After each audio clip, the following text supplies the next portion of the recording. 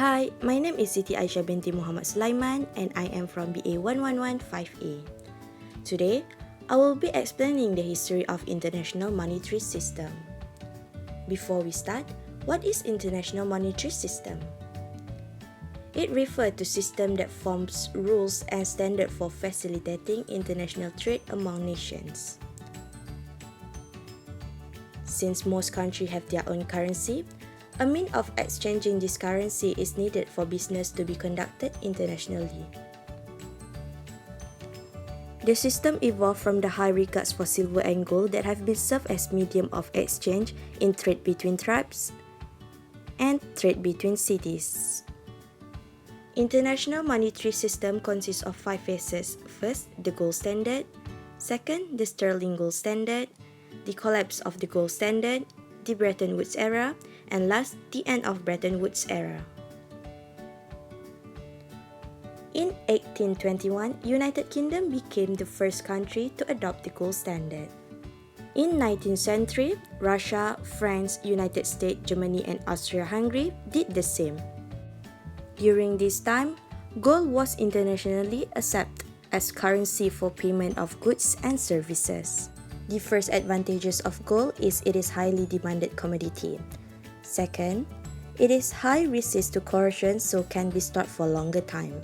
And third, it can be melted into small coin or large bar according to the type of purchase. The disadvantages of gold, it is expensive for transporting, insuring, and loading fee. When a ship transporting the gold sank in the ocean, the gold also sank. Therefore, merchants decided a new way to make their international payment without bringing gold. This created gold standard, an international monetary system in which nations link the value of their paper currency to specific values of gold. It created a fixed exchange rate system where each country pegged the value of its currency to gold. United Kingdom pledged an ounce of gold for 4.247 pounds sterling, meanwhile United States an ounce of gold for $20.67. Next, the sterling-based gold standard. British banks established their branches and used the pound sterling to settle international transactions. British pound sterling was the most important currency from 1821 to 1918, and London became a dominant international financial center. The collapse of gold standard. The pressures of World War I has resolved the sterling-based gold standard. Nations need to finance their enormous war expenses, and they did printing more paper currency, which led to rapid inflation. Inflation is a situation when general level of prices is rising and the purchasing power is falling. In 1920s, the gold standard has been readopted and United Kingdom returned to the gold standard at its previous level. In 1934, United States has undergone devaluation. In competitive devaluation, countries made its own goods cheaper so it will increase the exports activities. People lost faith in the gold standard because it was no longer an accurate indicator. Gold standard dropped during Great Depression era in 1930s.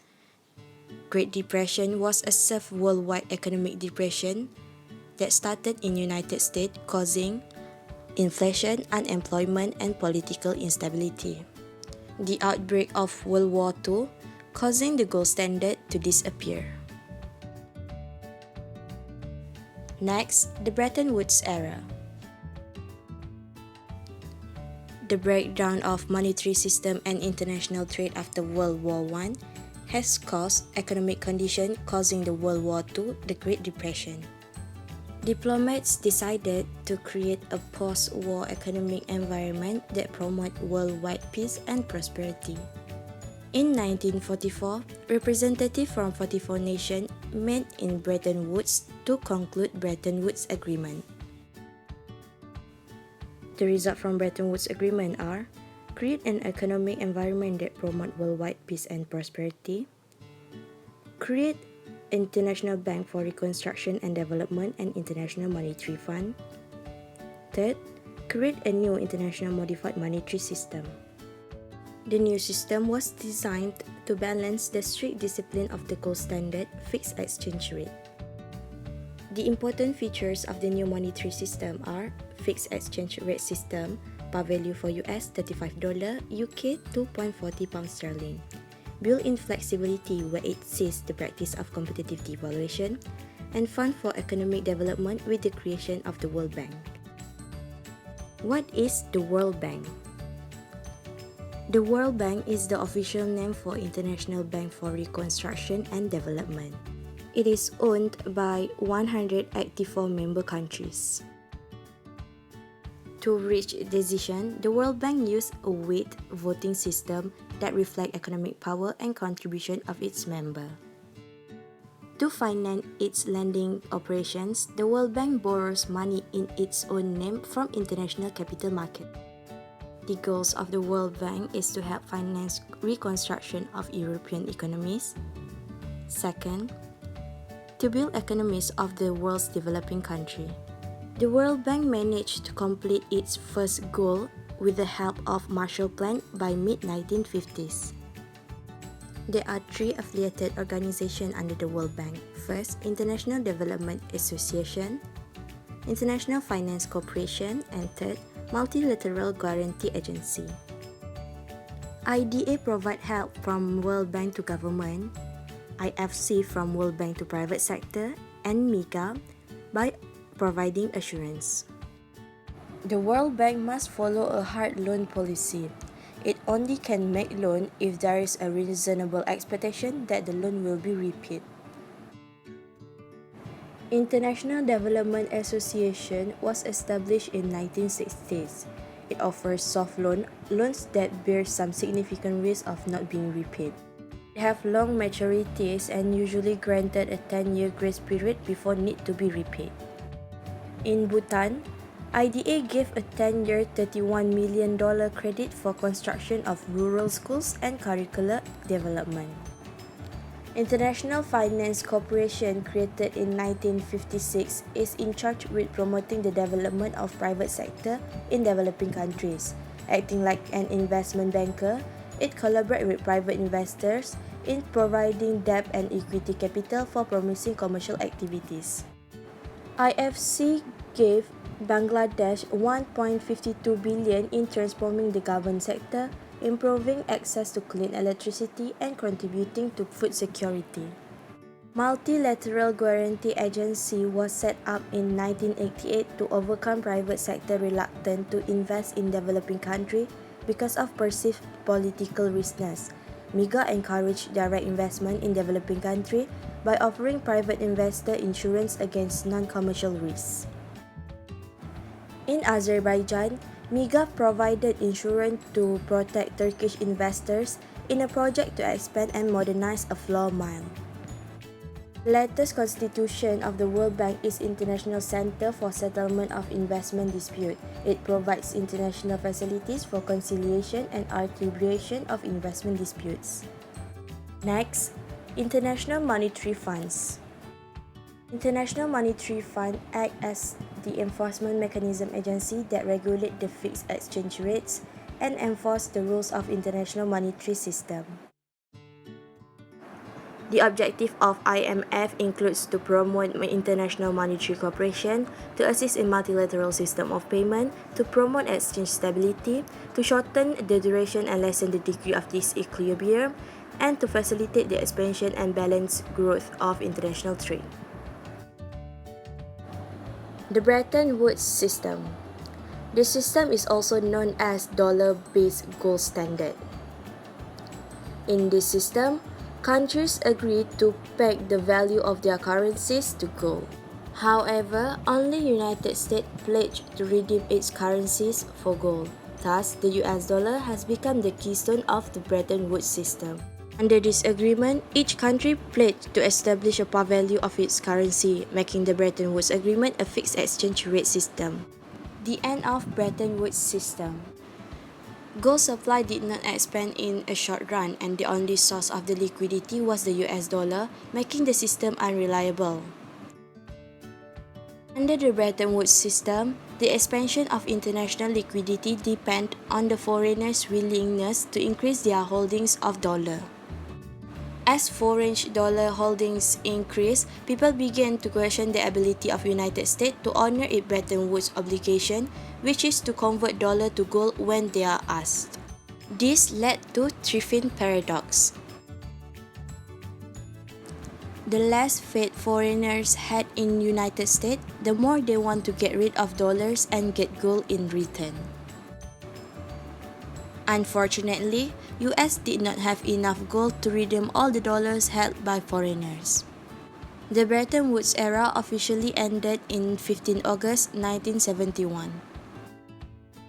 In 1971, countries started to allow currency to float just to restructure and strengthen the international monetary system. Unfortunately, they failed. By March 1973, the central bank conceded they could not successfully resist free market forces and establish a flexible exchange rate system. Under a flexible exchange rate system, supply and demand for a currency determine its price in the world market.